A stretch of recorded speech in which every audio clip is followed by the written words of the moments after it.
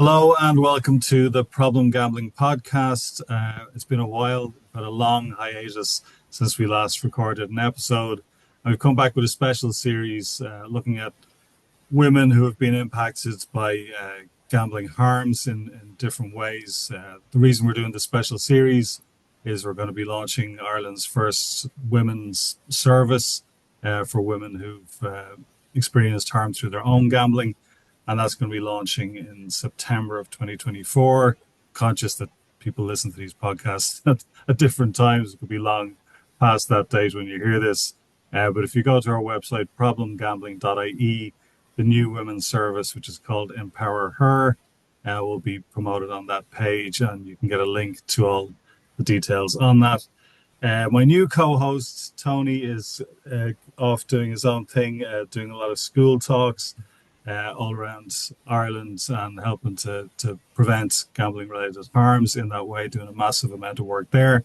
So in Tony's place is a previous guest of ours and a new team member in the Extern Problem Gambling project, Claire Donegan. Hey, Claire. Hi, Barry. Thank you for that lovely introduction. And our guest today is Kay Wadsworth from the organisation Gambling with Lives. And Claire's going to jump in with some questions for Kay today. And Kay, thank you so much for taking the time to join us on the podcast today. You're very welcome. Thanks for that, Barry. Hi, Kay. Yes, so thank you for being here today. And as Barry mentioned, we are introducing a new women's support service as part of Extern Problem Gambling, and it's called the EmpowerHer Recovery Network. And I'll be leading that as a recovery coach and as someone with lived experience of gambling harm. So in Ireland, we've seen a massive increase in gambling harm with women in the past few years, and it's still very much a taboo subject. No one's really talking about it or even acknowledging the severity of it. And the objective of this season is, to highlight this issue, bring awareness to listeners of how common this is and how real it is. And I think that having you here today will really help to convey that message. So would you mind introducing yourself, giving us some background of who you are and the reason that you're involved in the gambling harm prevention space? My name is Kay Wadsworth, and I met Liz and Charles Ritchie after I did an interview with the BBC about the death of my daughter Kimberly, who took her life as a gambling addict. And I was very quickly contacted by Charles and Liz Ritchie, who are the founders of Gambling with Lives. And they came to see me in my apartment in Cleckheaton. And we talked about how I was not going to be on my own, that I was part of a family now, which is very sad because it's not a family I want to be a member of, if you understand what I mean. And each time we hear of someone's death of their child, it's heartbreaking for all of us. Yeah, of course. I mean, it's an organization that we have talked about in the past, and Liz and Charles have been on the podcast speaking about it. So there is an awareness around what the charity is about. Are you comfortable to tell us a bit more about your own story and about your daughter? Yes. Well, Kimberly was a very intelligent, beautiful young lady, bright and bubbly, and but just didn't know that she had this such a depressive addiction. She kept it from me and tried her best to keep it from me, but I knew, and I called her my Miss, my Dr. Jekyll and Miss Hyde, because she was very good at hiding everything. So Kimberly, unfortunately, took her life on the 6th of June 2018, and the machine was switched off in the hospital on the 6th of June. So yeah, that's very traumatic for a mother to have to go through that. So the Gambling with Lives helped me with the grieving part of it. I also do an awful lot for Gambling with Lives on any events that we do, etc., including Labour conferences, etc. And I have to keep going now that Kimberly's gone. And I have to see that lots and lots of women are embroiled in this terrible, abhorrent industry, that we have to stop this industry. Taking off gambling adverts on television is my main objective at the moment, because all the advertisements are aimed at women. Yeah, I watched an interview that you did with Sky, and you had a very clear message. You said it should be at the bottom of every gambling advert, gambling kills. Yes, absolutely. Absolutely. Just like they did for smoking and just like they did for tobacco, for alcoholism. And I believe that gambling can lead to deaths of young people. Yeah. So, I think it's the 2015 that Kimberly started gambling after her dad passed away. Would I be correct in Yes, saying that? yes. Andrew died in our villa in Portugal with a massive heart attack, and I needed to tell Kimberly that her daddy had died, and they were very close, which was lovely to see and so tragic for her. And I think that was the time that everything escalated from being how can you say, a normal girl to someone that had anger issues and was very angry at the world, and something that I don't think she ever would have got over. Yeah. So how do you think it came about? Like, had she gambled before that, or do you think it was just an escape? I don't. I don't. Um, I think she probably gambled before. She worked in marketing, and marketing goes hand in hand with companies that want to go to the race days at York, to the Ebor races. And Kimberly would certainly go to those. And I don't know if you've seen the picture of Kimberly, but she's actually sitting in her Mini and she's dressed up to go to the Ebor races. But I don't think she was a heavy gambler before that point. But I can't, being her mum, I need to be kind to her in a way, because the one thing that Kimberly didn't want was for it to be exposed, and the stigma around gambling is a terrible thing that women just will close up about. And this is where we've got to get them to start talking and get it out in the open. And I think that Kimberly just felt so bad and so devious with it. And after I'd done the interview on BBC and Charles and Liz did come to see me in my apartment, I literally could not get out of bed for 2 days, because I felt that as her mum, I'd exposed her, told the world that she was a gambling addict, and I couldn't cope with that. Now I'm okay about it, but at that time, it really near on destroyed me.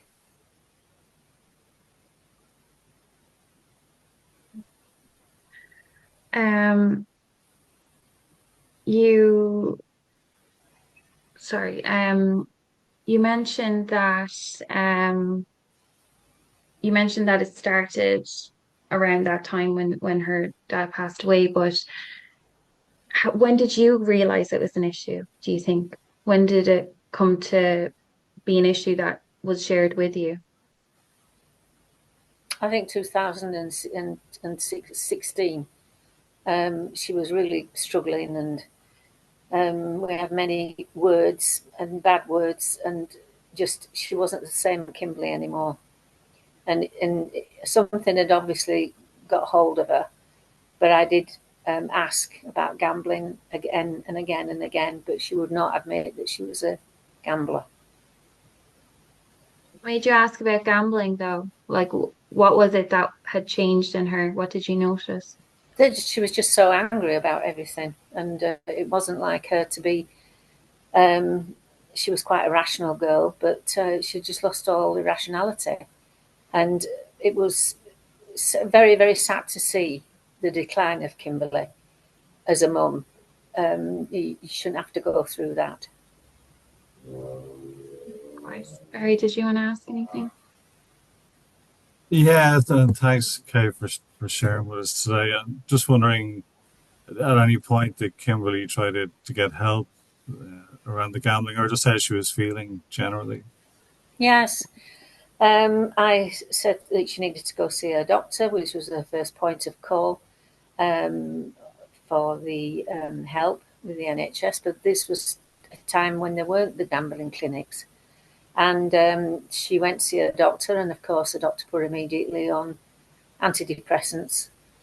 And that seems to be all singing, all dancing, and an answer for everything.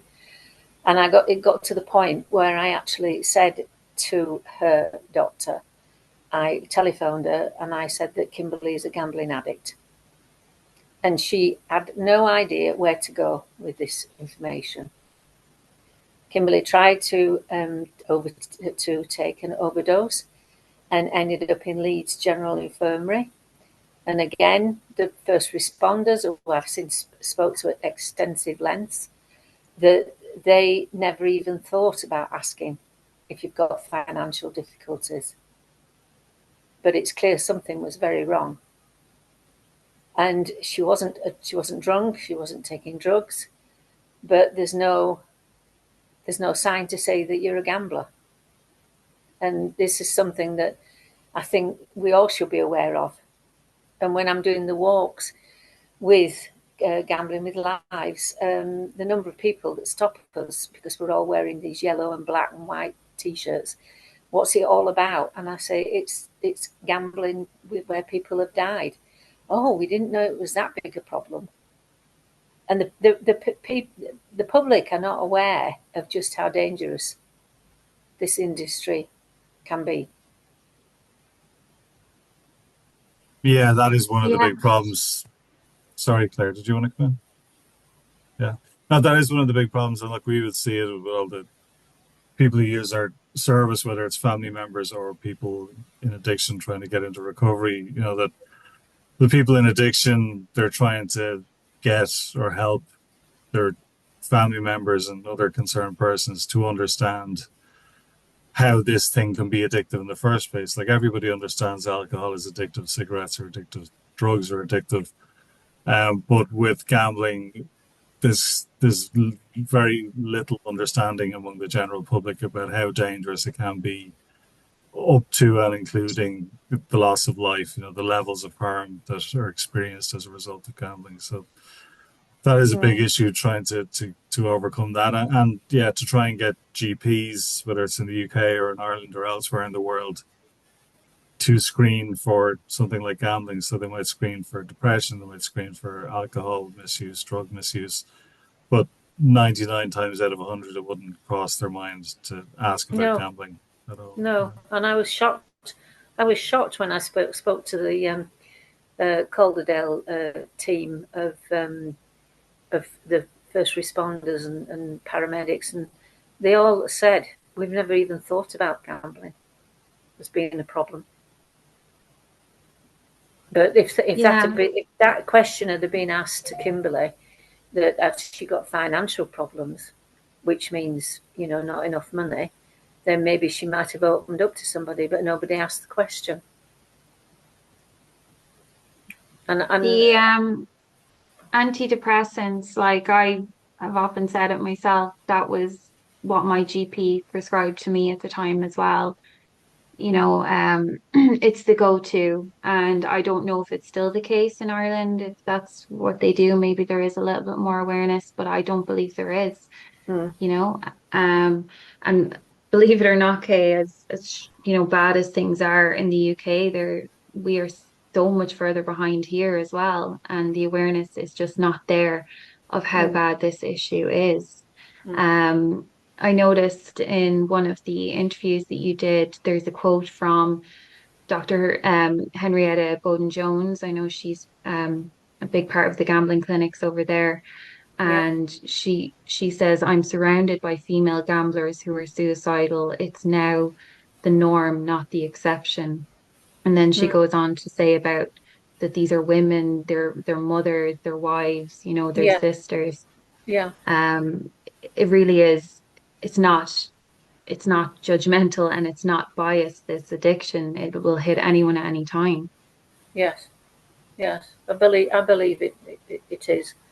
But it's a shame that no one was there when before Kimberly did what she did, and I didn't know where to go with it, and her GP said that she couldn't discuss Kimberly's case with me because under the Hippocratic Oath, and I understand all that. But I said, I'm telling you that my daughter's a gambling addict, and I'm asking you to help her. But she just did not have anywhere to go. She didn't know where to put her. Which box do you put them in? Do they?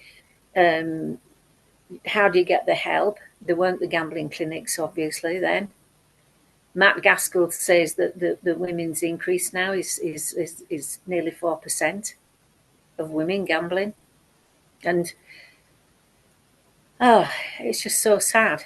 It's just so sad that something wasn't there before. But this is going back 6 years. Now things are improving. But we've got to get that message out to all the society, everyone, Irish, English, Scottish, whatever, around the world. We've got to get this message out. I don't quite understand how Belgium has, well, I do understand, but maybe we should think about this in England. Their king has decreed that there is no gambling advertisements on television, and that's in Belgium. So if they can do it there, why can't we do it? Yeah, and Italy introduced very strict restrictions on gambling advertising a couple of years ago, as did Spain. I think so. I mean, it is possible, certainly possible to do it. Would Yeah, that be the number one thing? I mean, obviously, with gambling with lives, for people who aren't aware of the work of Gambling with Lives in the UK do a huge amount of campaigning for reforms of the gambling industry. I mean, what do you think would have helped Kimberly or somebody in Kimberly's position the most in terms of reforms that you'd like to see? well, I think if we'd have had the levies that we're looking at getting now, and also the fact that we've the problem we have with the gambling industry is that they are fully aware that women like to gamble, bingo, etc., etc., and that makes it then the onus is put on the person that's actually doing the gambling, not the industry itself, because of course they're totally blameless. Because if you can't stop gambling, then that's your problem. But I don't want to see advertisements on television all around gambling and bingo and women wearing pink and sparkly purple dresses and isn't it fun? No, it isn't fun. Not fun at all. And so I'm trying hard with that with Will Proch, and I shall be down at the reform. I think it's in September. It's been deferred for the gambling advertisements, and even loose women. Now, loose women is on at 1 o'clock in the afternoon, and that is sponsored by a gambling company. Always has been, and always will be. And I think, how can they advocate women's mental health issues and their wellness when they advocate the gambling advertisement. Has that been called out to them? Yes, it has. I wrote to them for I think it was about 5 weeks. And I sent a picture of Kimberly when she was a baby, Kimberly when she was on the beach making sandcastles. And I said, how dare you have the fact that you're working for women's health issues, etc., and yet have a gambling sponsorship. Now it went off air with that. They now had a sponsorship from Freeman's, I think it's called, which is a ladies' clothing. But now they've got the gambling back on again, and I just think it's disgusting. It's on at 1 o'clock in the afternoon. So who's watching that as well as women? Little Johnny sitting on mum's knee when he's come home from school for his lunch, you know? And they fantasize about it, and oh, it's wonderful, and you'll have so much fun. And they're saying now, oh, this is my time. I'm a mum. I work. I'm a mum, but this is my time, and it's so enjoyable. No, it isn't. It isn't. And how do you feel when you see it? Right, when you see that advertising, how do you feel? Well, put it this way. Kimberly came out to Portugal to see me, and we had a wonderful week together. She talked to me seriously about how she'd hurt me and put me through hell, which she had. And the day that she died, I got the phone call at 5:15 in the afternoon to say that the police had found her hanging in a bedroom, and they took her to hospital. And then the next part of it was 1:30 in the morning. I was told they'd turn the machine off, and I was on my own in my villa at the time, and people were trying to get out to me, my aeroplane, and I was trying to get a plane back. And there was an advert on television, and it was a young girl that said, oh, she says, I've had a terrible day coming into the studio today, but you're not interested in that. You want to see that little ball go around on that wheel. And that was advertising roulette. And at the time, I remember thinking, I'm just going to get this TV and I'm going to throw it off my balcony. So every time I see a gambling advert, and I know it's directed specifically at women, it makes me so angry.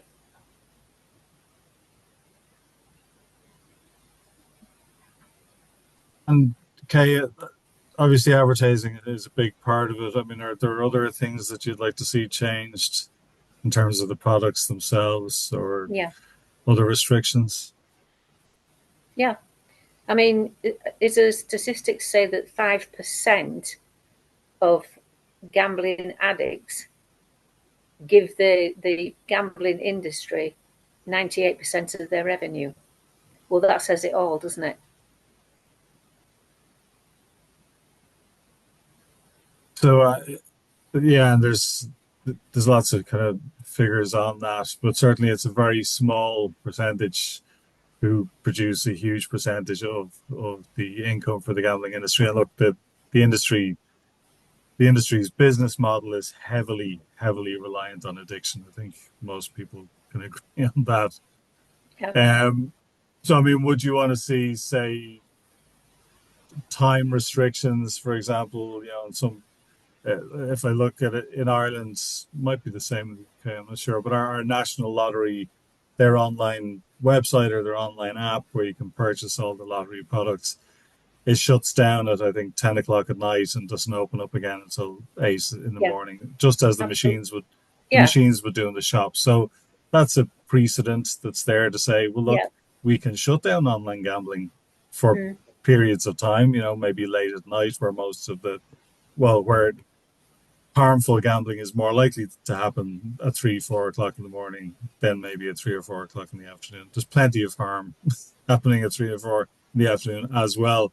But, any other kind of restrictions like that you're campaigning for, that you'd be in favor of? Well, all of the above, really. I'd like to see it after the watershed. I object to children, like I said, little Johnny sitting on mum's knees watching low swimming at 1 o'clock in the afternoon. And, oh, that looks fun, doesn't it, Mum? Well, I mentioned this to Laura Rupert down in the Reform 2 years ago.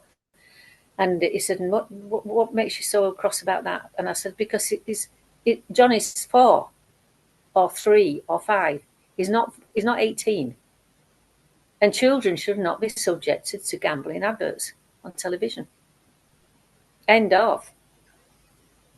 We have to start taking account and start taking responsibility. Or the gambling industry has to do.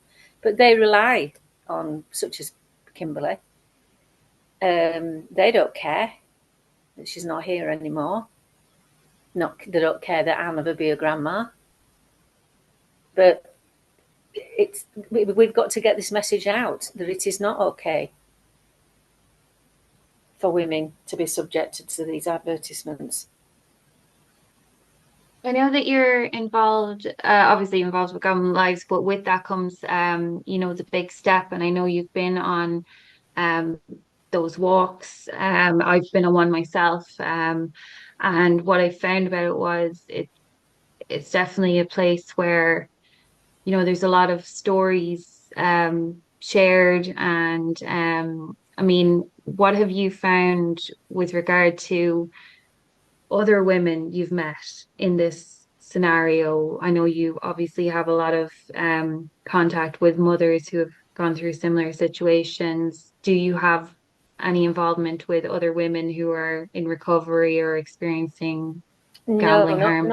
No, not really. But when we do the big step, I think Kimberly is the only girl in our group in Gambling with Lives. All the rest are boys. And I've met a girl with her granddad telephoned me in desperate state that she's getting married in next month, actually, August. And she'd found a little bingo site that she was on, and she won £250. And she was desperately chasing another £250 so that she could buy her wedding dress. But she was also trying to lose weight, and she had a lot of mental health problems, and etc., etc. So I talked with her, and I'm very, very pleased to say that Natasha is getting married. She's lost loads of weight, and she's not gambling anymore. But that was a hard sell from me, in the sense that I told her partner to take all her cards off her, and she wasn't allowed to have any money at all. And she's come out of it the other end, and she's very grateful. So, but most of the people that I do on the big step, I go with on the big step, are ex-gambling men who all know how near they've got to actually taking their lives. And, talking to all the families, each story is so devastating. And the low ebb that the people are in is just horrendous. But the gambling industry knows that. Yeah, they do. And I mean, look, I had an addiction for 9 years. I've been through every emotion that comes with that.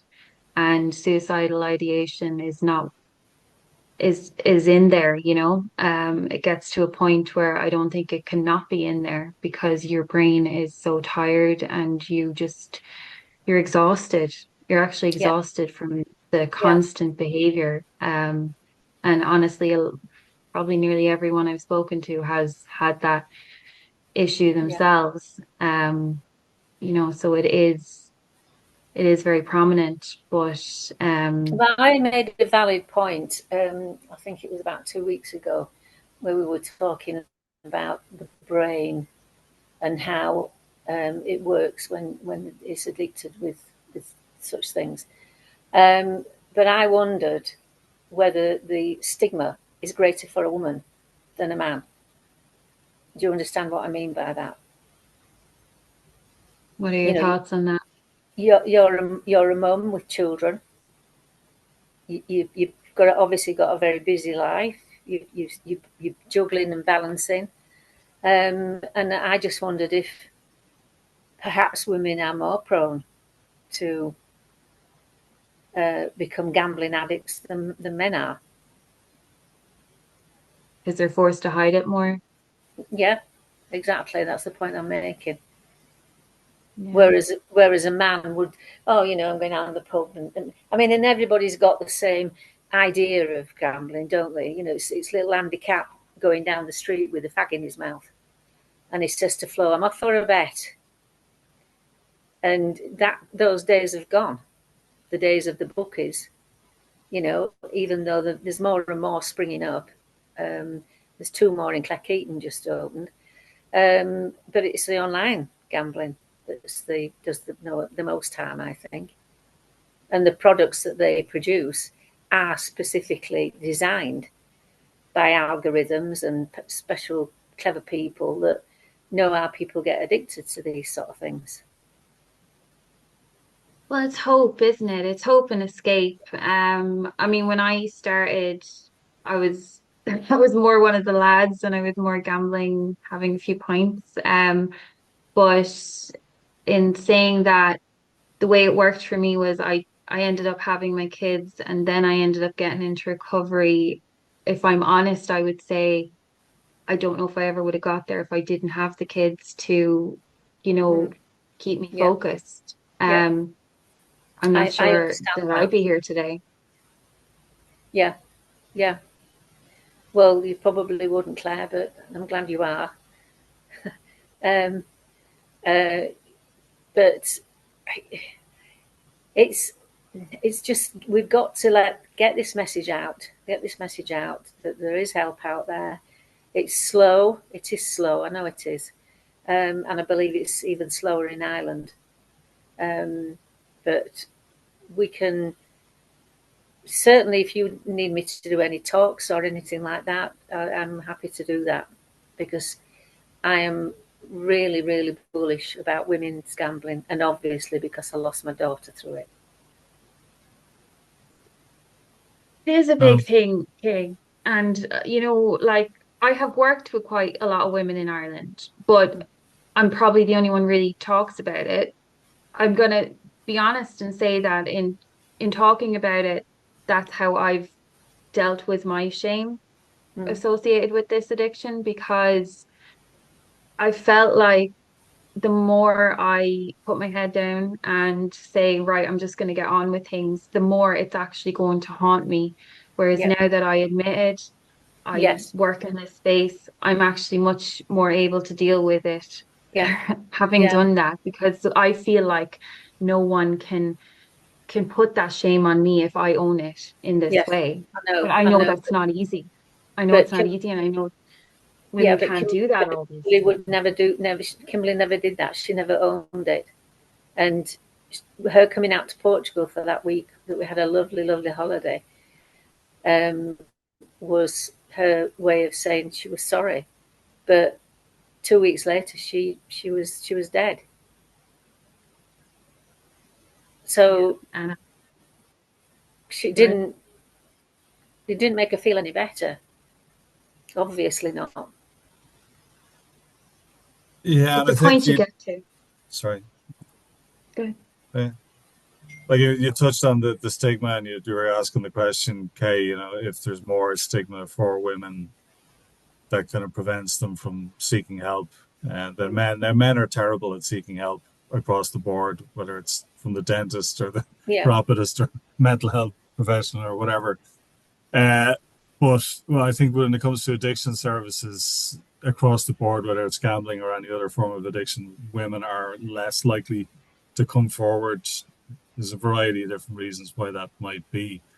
I think that's a big part of the reason why we're trying to do something specifically to encourage more women to come forward and seek help and have a women specific service. But I think there is something there, and even the fact that you talk about being on the big step walks, that it's male gamblers in recovery that go on the walks, and I think all of the other gambling with lives parents have lost sons, not daughters, if I have No. that correctly. So And that doesn't mean that there aren't parents out there who've lost daughters to gambling addiction through No, suicide.